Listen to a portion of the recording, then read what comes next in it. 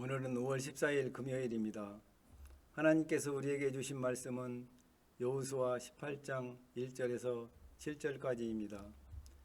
이스라엘 자손의 온 회중이 실로에 모여서 거기에 회막을 세웠으며 그 땅은 그들 앞에서 돌아와 정복되었더라.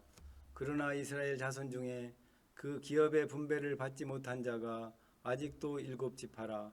여호수아가 이스라엘 자손에게 이르되 너희가 너희 조상의 하나님 여호와께서 너희에게 주신 땅을 점령하러 가기를 어느 때까지 지체하겠느냐? 너희는 각 지파에 세 사람씩 선정하라.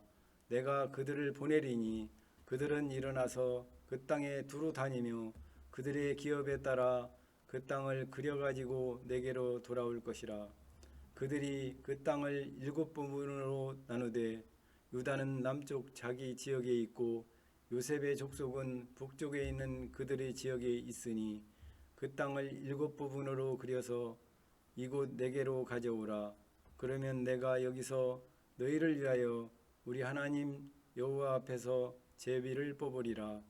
너희 사람은 너희 중에 분깃이 없나니 여호와의 제사장 직분이 그들의 기업이 됨이며 각과 르우벤과 므낫세 반지파는 요단 저편 동쪽에서 이미 기업을 받았나니 이는 여호와의 종 모세가 그들에게 준 것이니라 하더라.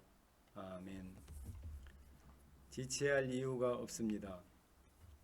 너희가 너희 조상의 하나님 여호와께서 너희에게 주신 땅을 점령하러 가기를 어느 때까지 지체하겠느냐? 지금 여호수아는 이스라엘의 7지파를 호직에 질책하고 있습니다. 가나안에 정착해야 하는데 그 일을 앞두고 맥이 빠져서 주저하고 머뭇거렸기 때문입니다.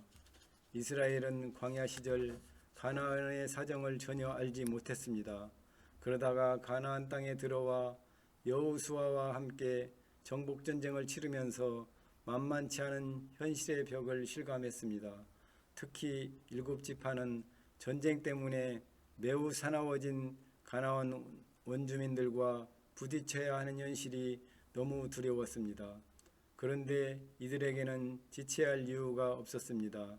이들은 이미 출애굽, 광야 40년, 가나안 정복 전쟁의 과정에서 하나님의 인도하심과 임재를 충분히 경험했습니다. 매 순간 은혜를 부어주시는 하나님 덕분에 이스라엘의 보호자는 여호와 하나님이심을 분명하게 깨달았습니다. 그럼에도 정착을 두려워하는 7지파에게 여호수아는 과거 광야 시절 모세와 함께 했던 일들을 다시 시작하게 했습니다. 그것은 분배받을 땅을 미리 정탐하고 제비 뽑는 일이었습니다. 여호수아는 과거 지파별로 한 사람씩 보냈던 정탐꾼을 세 사람으로 정원하게 했습니다. 그리고 정탐꾼들에게 미리 분배받은 땅을 제외하고 나머지를 7부분으로 나누어 지도를 그려오게 했습니다. 이후 그 7부분의 땅을 제비 뽑아 지파별로 분배했습니다. 여호수아가 광야 시절의 일을 다시 명령한 이유는 무엇이었을까요? 그것은 하나님의 인도하심과 임재의 경험을 다시 떠올리며 그 시절의 감격을 회복하기 위함이었습니다. 은혜의 감격이 회복되면 주저하거나 머뭇거리는 일이 사라집니다. 동시에 하나님의 뜻을 향해 나아갈 새 힘과 의지를 얻게 됩니다. 그리스도인은 최후의 승리를 누리는 존재입니다. 눈물의 골짜기에 있다 할지라도 사망의 음침한 골짜기로 다닐지라도 두려움에 주저하거나 머뭇거릴 이유가 전혀 없습니다.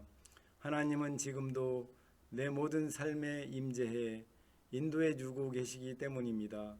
이 믿음이 있을 때 그 어떤 고난과 역경도 극복할 수 있습니다. 담대하게 나아갈 수 있습니다. 눈을 들어 주님을 바라보십시오. 삶의 분주함 속에서 잊어버린 하나님의 임재와 은혜를 회복하는 오늘이 되기를 소망합니다. 하나님의 뜻을 위해 떨쳐내야 할 두려움과 회복해야 할 은혜는 무엇입니까? 기도하겠습니다. 지금도 선하신 뜻으로 섭리하시는 하나님, 주저하거나 머뭇거리지 않고 주님의 뜻에 순종할 수 있는 믿음을 주옵소서. 사랑과 은혜로 충만케 채워주셔서 내 속의 두려움은 모두 사라지게 하시고 주님의 품을 향해 부지런히 나아가게 하옵소서. 예수님의 이름으로 기도합니다. 아멘.